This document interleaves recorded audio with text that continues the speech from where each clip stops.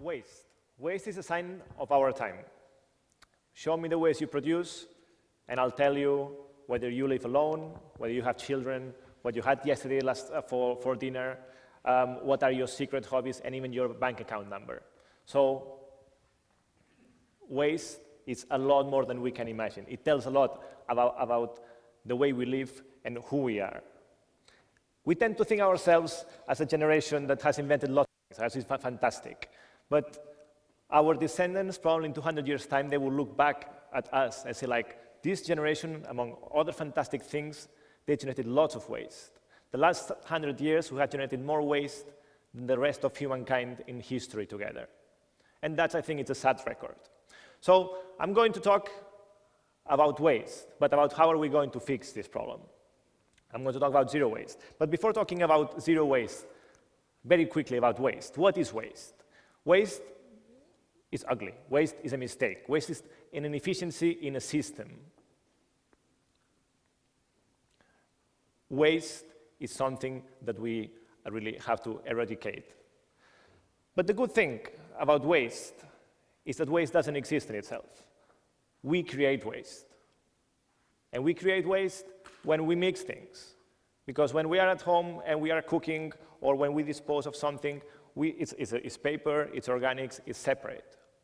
It becomes waste when we mix it together. If it's separate, we have glass, we have plastic, we have cartons, we have batteries, we have organic. All this can be recycled, composted, if we just keep it separate. So what I mean with that is 70 or 80% of the work is already done, and we can do it at home. Municipalities, together with people, we can 70, 80% of the waste can be composted or recycled.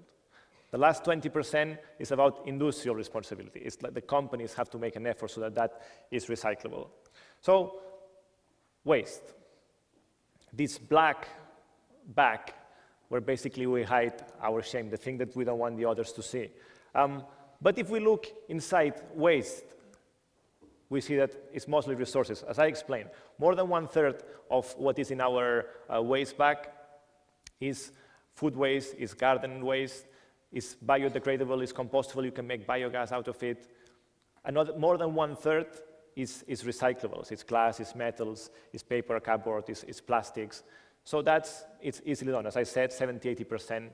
It's something that we can do ourselves. If we do this thing right, it's a lot easier for the industry to recycle. Then, of course, we have between 1/4 and 1/5 of the waste that right now it's a bit more difficult to recycle. And that is where we have to engage with the best minds in this world to design a system that we can work on that. But right now, different countries really throw away a different proportion of the waste. And I say throw away. I've never been there. I don't know where away is. If you think about where throwing away is, you'll see that it's not another planet. What do we mean when we say we throw away something? Throw away means that we take those resources that we had there, be it recyclable or not recyclable, and we put them in the ground where it pollutes the soil, the rivers, and it pollutes also the air. Another option is to landfill it, to bury it in the sky. You burn it, you break the molecules, so that it can never be a material again that it can be used for the same thing, and it turns into CO2 and other toxics. What these two things have in common, landfills and incinerators, is that they try to make waste disappear. They want to, like, yes, this black bag, take it out of my sight. This is not my responsibility. Get it out.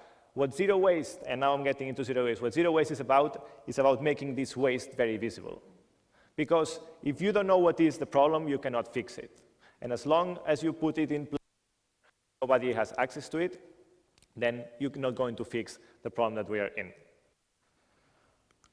Zero waste. What is zero waste? Zero waste is lots of things.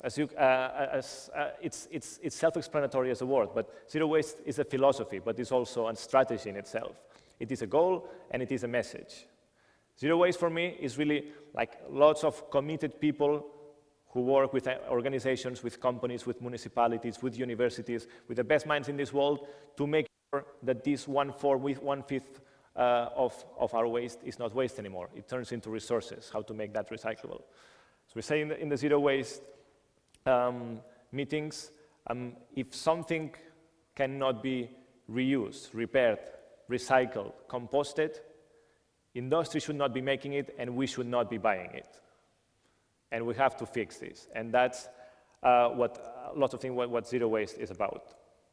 But you might be thinking, this is another fantastic philosophy that this guy is trying to sell here, but how do you do that? Going to now talk about a concrete example. Concrete example that I think that could be copied also everywhere. The town of Capannori, 50,000 inhabitants in Tuscany, in Italy.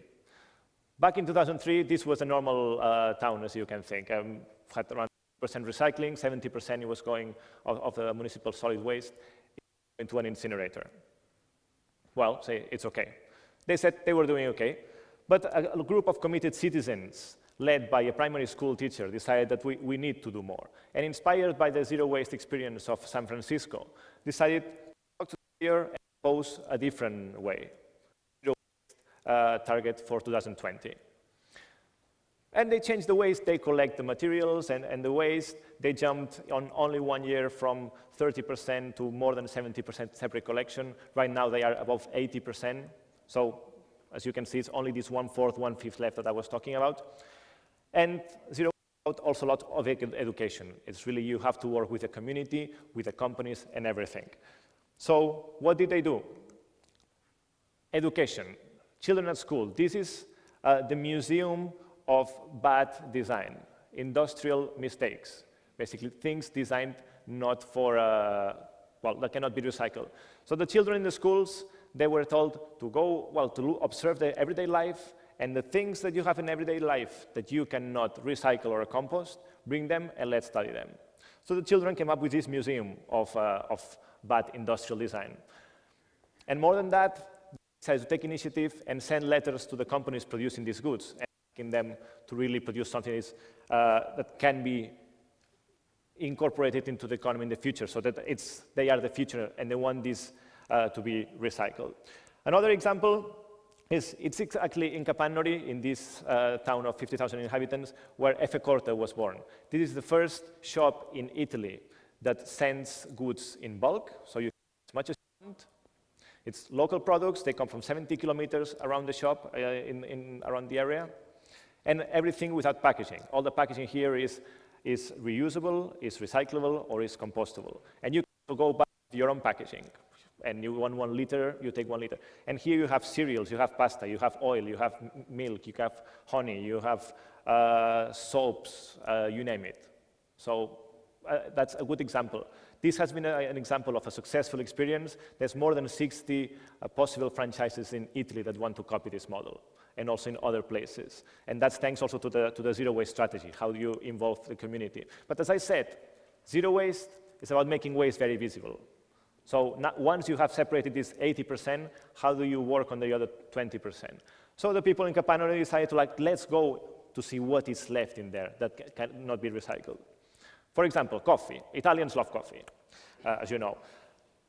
What did they do? Well, they found that one of the things that they find a lot is these coffee capsules from Nespresso, Lavazza, etc., these kind of companies that in theory they are recyclable. It's made aluminum and coffee grounds. Aluminum is highly recyclable and coffee grounds. But the fact that it's recyclable doesn't mean that it gets recycled.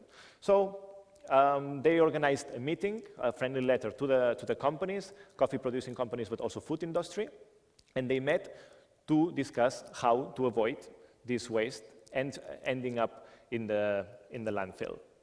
And they're working on this process. Another example, they saw that there's lots of shoes. The shoe industry was quite strong in northern Italy before, but now it has declined because of outsourcing of production.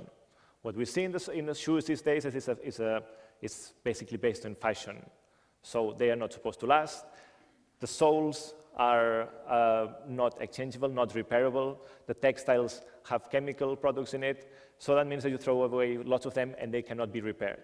What they did is they went back to the old shoe producers in the region, and which are now in decline, and decided to work on biodegradable soles with textiles that are done water-based glues and everything so that it's not toxic, it can be repaired, and it can be recycled. This, again, has boosted jobs, it has recovered a sector that was going down, and it is reducing the waste in there as well. So this can be done. It's about using the lines that we were talking about. Panoloni, that's diapers or nappies, depends how you want to call it. Again, that's cellulose with plastic, with a bit of organic compound, etc. There's lots of them.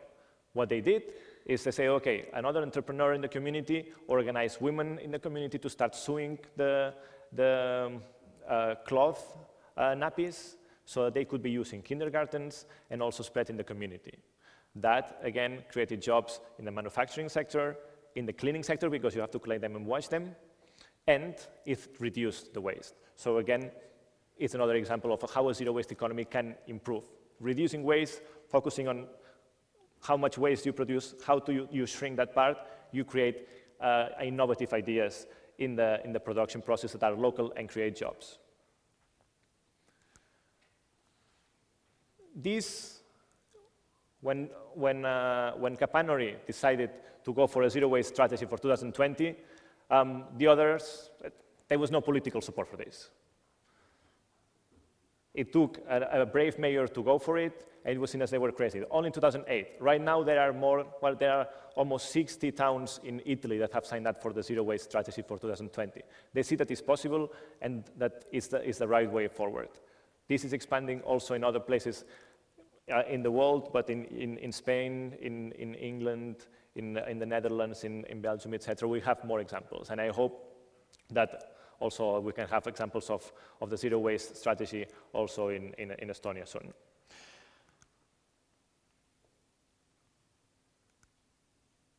Europe is completely dependent on the rest of the world for our resources and our consumption. We import 4 times what we export. We are completely dependent, not only in fuels. In biomass, we import 3 times more than what we export. That means that we cannot run a throwaway society because sooner or later, either we give back to the rest of the world or we stop taking from the rest of the world. This is, again, that's not sustainable. You're familiar with this thing. Make love, not war. How is that related to waste? Well, that was the slogans of the peace movement back in the 60s, in the US, that spread around the world. And it changed lots of things. It didn't achieve everything it wanted, but it changed lots of things. Ending war. It has been with humankind since always. What we say in the zero waste movement is that zero waste is a kind of the new peace movement. Why? Because if we look at the last 3 centuries, 4 centuries, you'll see that most of the wars or conflicts are about resources. Oil, coltan, water, copper, diamonds, you name it. And in a world with an increasing population and with the price of resources going up, we're going to have more and more conflict because of resources. So this is my invitation to you to really join the zero waste movement, to start these initiatives that don't take that much. Just start at a local level with your family, with your friends, with your organizations. Talk to the mayor. Start with some municipalities, and why not make Estonia the first zero waste country in the world? So have fun, common sense, and make love, not waste. Thank you.